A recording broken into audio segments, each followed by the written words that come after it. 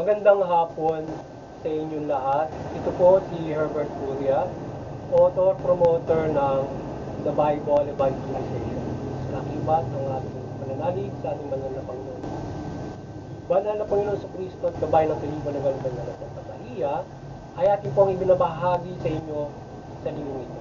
Ang mensahe ng ating banal na Panginoon.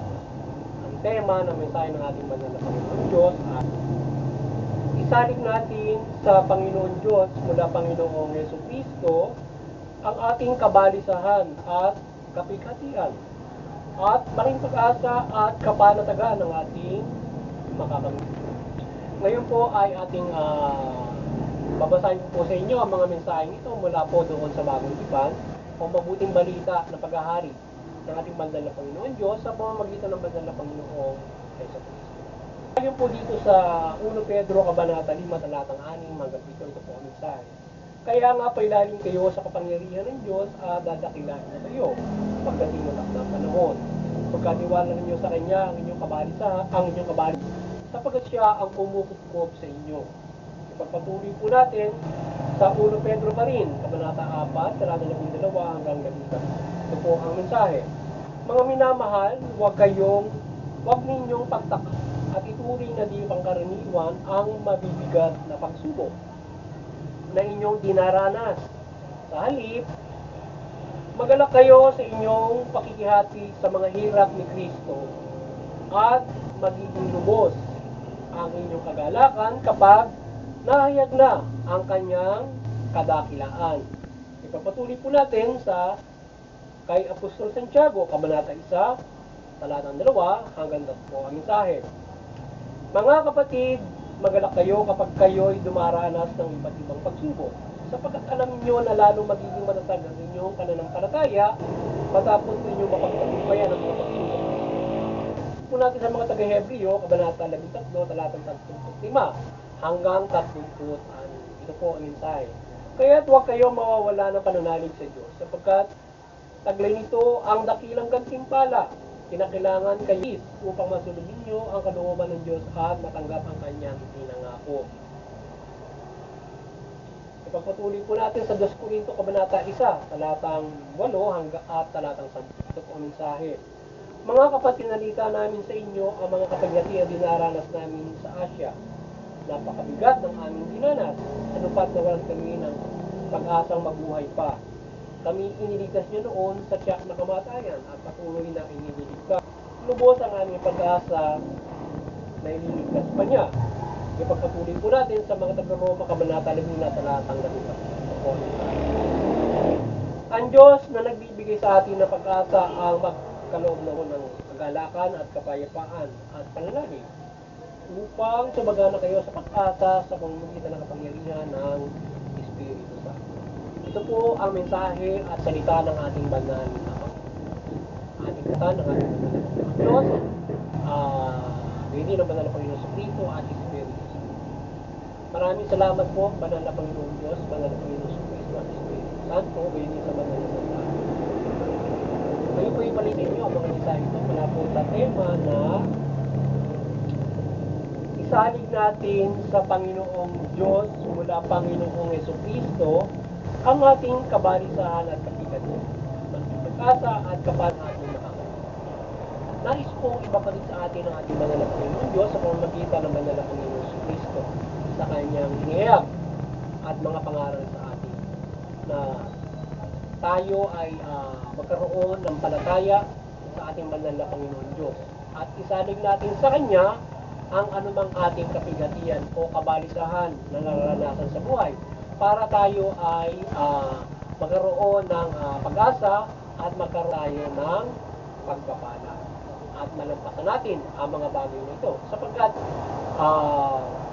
kung tayo ay nais ng ating banal na Panginoon Diyos na tayo ay lumapit sa Kanya upang pailalim tayo sa Kanyang kapangyarihan at sa pamamagitan ng ating pananampalataya tayo ay Kanyang tutulungan, tayo kanyang alagaan, tayo kanyang tutugin, tayo kanyang pangagaan at poprotektahan, at tayo ay tatanggalin niya ang ating kabalitaan. Tayo kanyang ibabangon sa anumang uri ng kapighatian na ating naranasan at dumaan sa ating buhay. Yan ang gagawin sa atin ng kanyang Panginoon Diyos kung tayo ay mananampalataya sa Kanya mula sa Kanyang bugtong na anak na Panginoon, Yesu Cristo. Kaya anuman yung pagsubok na ating nararanasan sa buhay na ito, mabigat o magaan, ay ating isalig sa Panginoon Diyos. Tayo ay manampalataya na lulusong pamalagpasan natin ang mga pagsubok na ito. Sa gayon, kung tayo hindi mawawala ng pananampalataya, ay makakamit natin ang gantimpala. Makakamit natin ang pagpapala ng Panginoon Diyos. Tayo ay kanyang patuloy na pangangalagaan at pagpapaligtahan. So, malalampasan natin ang lahat ng yan. Pag tayo ay hindi mawawala ng pananampalataya, anumang uri ng pagsubok, anumang uri ng nararanasan mo. Kaya, kung tayo ay may kabalisahan na tayo ay tingin natin may kapahamakan na maaari nangyari sa atin, tayo nababalisa na tayo ay bagyo. Andyan yung kabalisahan na tayo ay mapinsala, masamantala bagyo, yung ating kabuhayan, buhay, yung ating pinundarya. So tayo ay nangangamba na tayo ay mapinsala. So tayo ay lumapit at magkaroon ng pananampalataya sa maaaring mangyari na ganyan, or tayo man ay nasalanta ng ganyan, upang tayo ay kanyang protektahan at tayo ay ipag. Tayo man ay naranasan natin na tayo ay nasalanta, tayo ay huwag mawala ng pag-asa. Patuloy tayo manampalataya at tayo ay kanyang ibaba.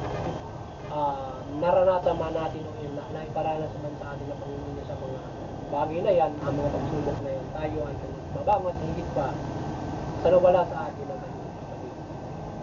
At ang buhay natin hindi ako kayaan.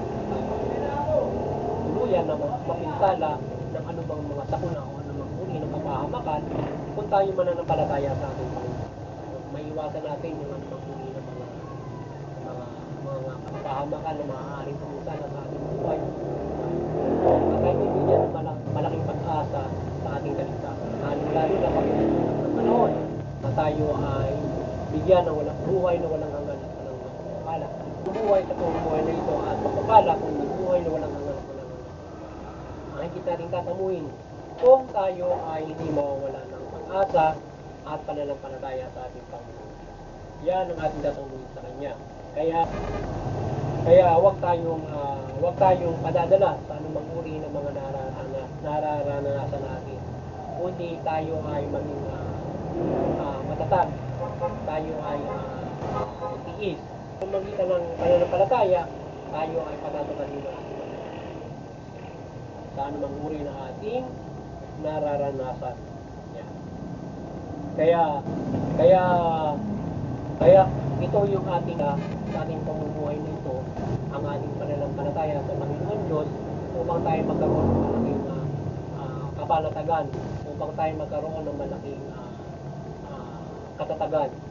Kapag tayo mananampalataya natin sa Panginoon Diyos, kung isinasaling natin sa Kanya, tayo palaging panatag sa anumang uri ng ating sa pamumuhay natin o pagsulong ng buhay. Kung anumang uri na sa tingin natin ay maaaring magdulot ng anumang uri na gaya. Kung tayo may pananampalataya, tayo ay hindi mababalisa sa mga ganyan mga bagay. Tayo ay equipped na maharap ang mga bagay na yan. Tayo ay binibigay niya ng malaking kaisipan para malagpasan ng pagkabat. Maaaring halimbawa maranasan natin na masalanta yung ating kapaligiran, pero tayo ay hindi niya paumayan ng buhay. Tayo ay hindi niya ng buhay para malagpasan. So, kaya huwag tayo mawawala ng buhay. Pwede buhay natin at lahat ng ating panuman meron tayo ay iingatan ng ating Diyos. Pangunahin ang buhay natin kapag tayo ay nananampalataya sa ating Panginoon. Hindi po mananampalataya sa Kanya ay mapahama. Kundi, alagaan niya para patuloy tayo mananampalataya. At yun, muli sana ay nagabay rin kayo ng Bible ng The Bible Station sa inyong spiritual na pamumuhay. Magkaroon kayo ng malaking pag-asa sa inyong kaligtasan spiritual, o kayo ay magkaroon ng pananampalataya o magkaroon kayo ng pananampalataya sa Panginoon Diyos o spiritual na tiwala at tayo ay at kayo ay mahikayat sa mabuting pamumuhay. Muli sana magabayan tayo ng Banal na Santa Maria ng kanyang pagmimilagro, iniwalagan, at kayo ay mahikayat sa pagtalima sa mabuting balita ng The Bible Evangelization.